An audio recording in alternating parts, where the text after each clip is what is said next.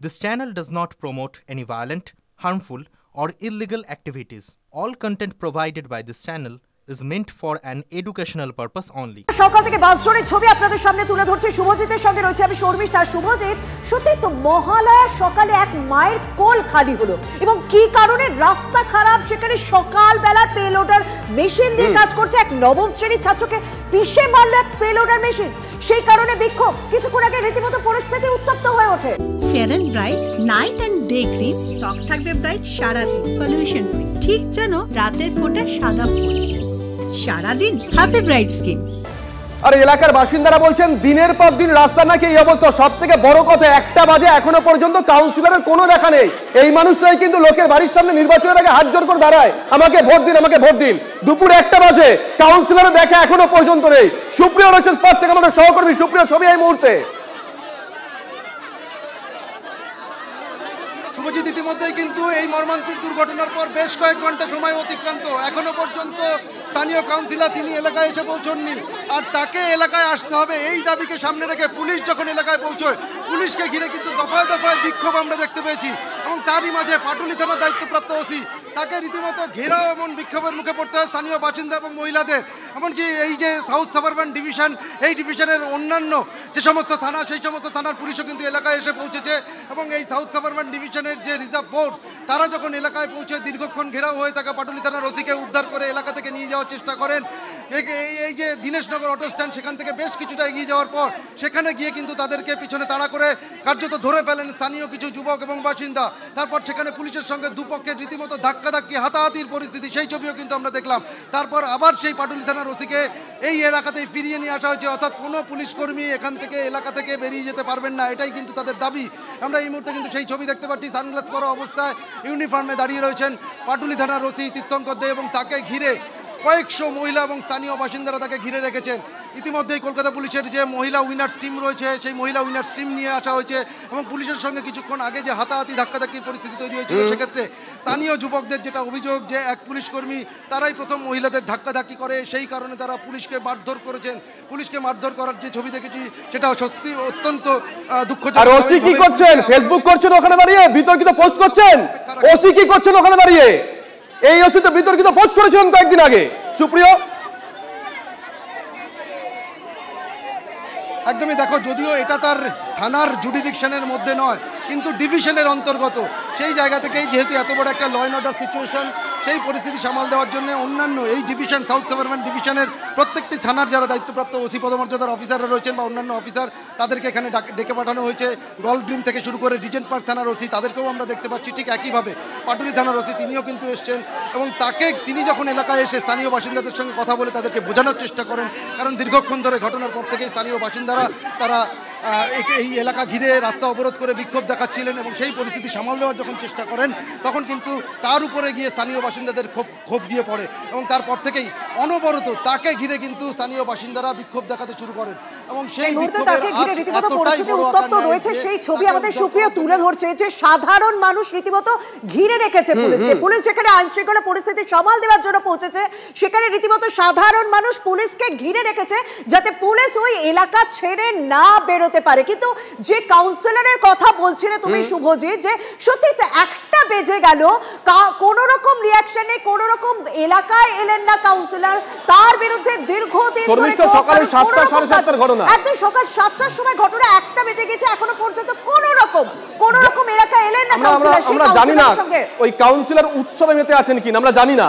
তার ওয়ার্ডে এত বড় একটা ঘটনা, জানি না শর্মিষ্ঠা।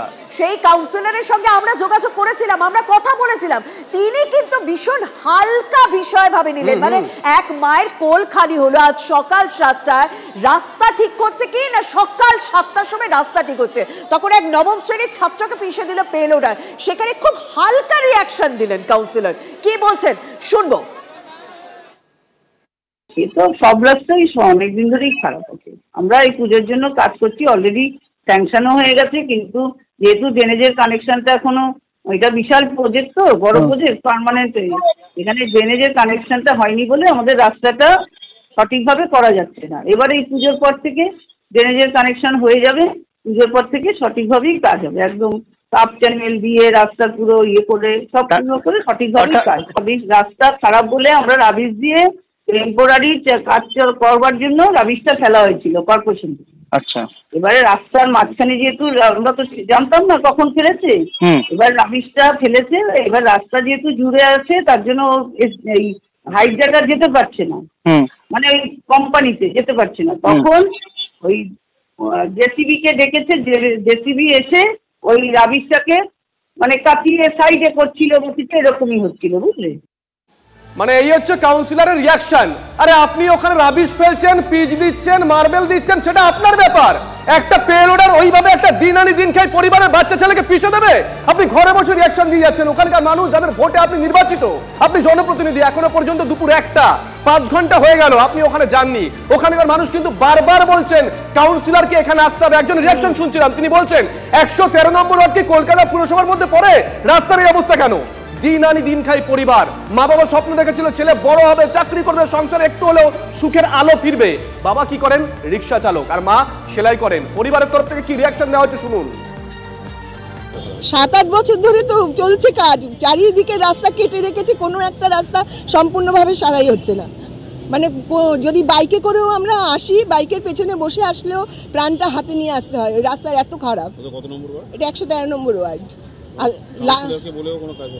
অনেক লোকাল লোক বলছে, বহু বলা হচ্ছে বয়স্ক মানুষরা পড়ে যাচ্ছে, অ্যাক্সিডেন্ট হচ্ছে বহু, কিন্তু মানে এরকম মার কোল যেন খালি না হয়, এর জন্যই ওরা ওখানে বিক্ষোভ করছে, যাতে আর দ্বিতীয় কোনো মায়ের কোল না খালি হয়। লোকাল কাউন্সিলর হোক বা যারা শাসন কর্তা আছে তারাই হোক, তাদের পুরো গাফিলতির জন্য আজকে আমাদেরকে সাফার করতে হচ্ছে।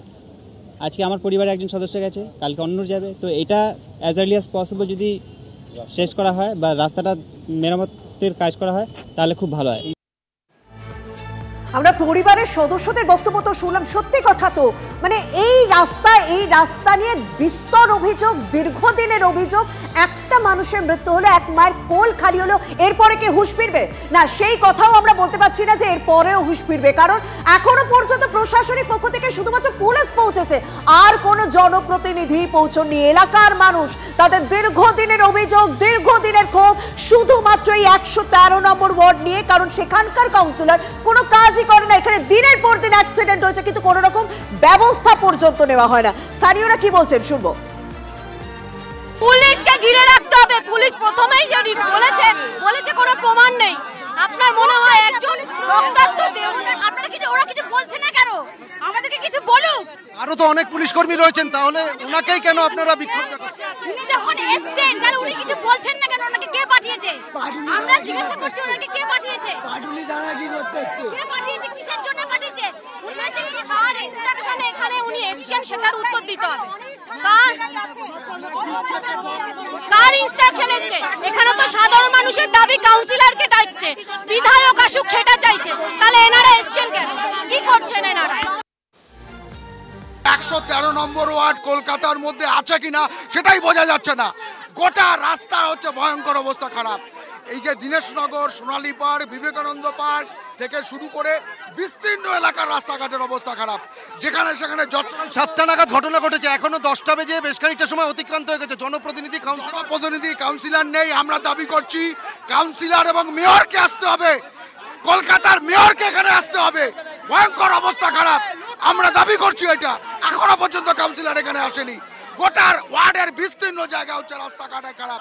ইতিপূর্বে কখনো জানিয়েছেন কাউন্সিলরকে রাস্তার বিষয়ে? আমরা একটাই দাবি, বহুবার বলা হয়েছে, ভোটের সময় দরজায় নমস্কার করে আমাকে ভোটটা দেবেন, ভোট ফুরিয়ে গেলে আমাদের কেউ চেনে না। এই রাস্তার ভিতরে যে গাড্ডা তৈরি হয়েছে, এই গাড্ডার জন্য এখানে আজকের এই মৃত্যু। এই শিশুর মৃত্যুর জন্য আমরা জবাব চাই। যতক্ষণ না কাউন্সিলর এখানে উপস্থিত হচ্ছে ততক্ষণ আমরা এই রাস্তা ব্লক করে রাখবো। বিরাট পুলিশ বাহিনী সেখানে গিয়ে উপস্থিত হয়েছে, অন্যান্য থানার যারা আধিকারিক আছেন তারাও সেখানে গিয়ে উপস্থিত হয়েছেন। পুলিশের তরফ থেকে কাকে কোথায় মোতায়েন করা হবে সেটা সম্পূর্ণ তাদের ব্যাপার, তারা পুরো বিষয়টা নিশ্চয়ই ওয়াকিবহাল হয়ে তারপরে সেখানে পাঠিয়েছেন। কিন্তু বারংবার এলাকার মানুষ যে কথা বলছেন, 1টা বেজে গেলে এখনো পর্যন্ত কাউন্সিলর কোথায়? যে কাউন্সিলর নির্বাচনের সময় আমাদের দরজার সামনে দাঁড়িয়ে হাত জোর করে বলে আমাদেরকে ভোট দেবেন, 5 ঘন্টা 5.5 ঘন্টা পেরিয়ে গেছে, কাউন্সিলরের দেখা নেই। মেয়র, তার সঙ্গে আমরা কথা বলেছিলাম, ফিরহাদ হাকিম কি বলেছেন শুনুন। কেআইপি কে তো বলেছি, ওদের সব পাঠিয়েছি, এটা একটা অনেকদিন ওখানে ড্রেনেজ সেভারেজ ছিল না, সেই প্রয়াসটা হওয়ার পর রাস্তার কাজ হচ্ছে। আচ্ছা, জেসিবি দিয়ে বোধহয় যাচ্ছিল বা কিছু ঘুরছিল, বোধহয় ছেলেটা অ্যাক্সিডেন্ট হয়ে গেছে। হ্যাঁ, আমরা আছি যা দরকার করবে সে আর কি। এবং ওই যে কন্ট্রাক্টর আছে তাকেও ডাকা হয়, এটা শাস্তি দেবো ওই কন্ট্রাক্টরটাকে, যেই চালাক ওটা অ্যাক্সিডেন্ট হয়েছে এবং কেস হবে সেই অনুযায়ী।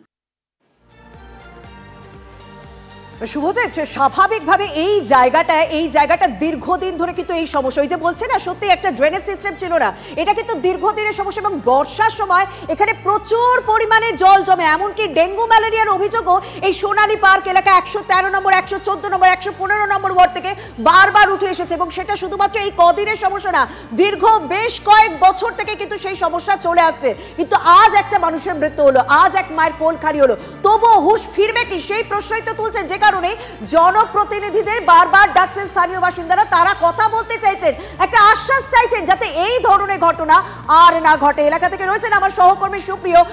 এই মুহূর্তে পরিস্থিতি ঠিক কোন জায়গায় দাঁড়িয়ে রয়েছে? কারণ আমরা কিছুক্ষণ আগেই তুমি তুলে ধরেছো যে পুলিশকে ঘিরে রয়েছেন এলাকার মানুষ। দেখো, পরিস্থিতির কিন্তু সামান্যতম কোনো রকম বদল হয়নি। আমার ক্যামেরা পার্সন চাঁদমিয়াকে বলবো আবারও সেই ছবিটা দেখানোর জন্য। এই যে এখানে বিপুল সংখ্যক মানুষ, বিশেষ করে মহিলারা জমায়েত করে রয়েছেন, তাদের কিন্তু একটাই উদ্দেশ্য, পুলিশকে তারা ঘিরে রেখে বিক্ষোভ দেখাচ্ছেন, তারা স্লোগান দিচ্ছেন এবং তাদের যেটা বক্তব্য, পুলিশকে এই এলাকা থেকে যেতে দেওয়া হবে না যতক্ষণ না পর্যন্ত স্থানীয় কাউন্সিলর তিনি এলাকায় না আসছেন। ঘটনার পর 6 ঘন্টারও বেশি সময় অতিক্রান্ত হয়ে গেছে, এখনও পর্যন্ত কেন কাউন্সিলর তিনি এলাকায় এসে উপস্থিত হতে পারলেন না? আর এই যে রাস্তার বেহাল দশা, তা একদিন বা দুদিন বা 1 মাসের নয়, এই পরিস্থিতি দীর্ঘদিন, বছরের পর ধরে। এমনটাই কিন্তু স্থানীয় বাসিন্দাদের অভিযোগ যে বছরের পর বছর ধরে রাস্তার এই বেহাল দশা। কোনো রকম প্রশাসনিক উদ্যোগ বা পুরসভার তরফ থেকে, স্থানীয় কাউন্সিলরের তরফ থেকে এই সমস্যা বা রাস্তা মেরামতির উদ্যোগ দেখা যায়নি। আর এদিন এই যে দুর্ঘটনা, সেই দুর্ঘটনাকে সামনে রেখে রীতিমতো কিন্তু স্থানীয় বাসিন্দারা ক্ষোভে ফুঁসছেন। এবং কিছুক্ষণ আগে কিন্তু আইন শৃঙ্খলা পরিস্থিতি এতটাই নিয়ন্ত্রণের বাইরে চলে গিয়েছিল যে আমরা দেখতে পারলাম পুলিশের সঙ্গে রীতিমতো স্থানীয় যারা যুবক বা বাসিন্দারা রয়েছেন তাদের হাতাহাতির মতন পরিস্থিতি তৈরি হয়। একাধিক থানার পুলিশ এখানে এসে পৌঁছেছে, কারণ আইন শৃঙ্খলা পরিস্থিতি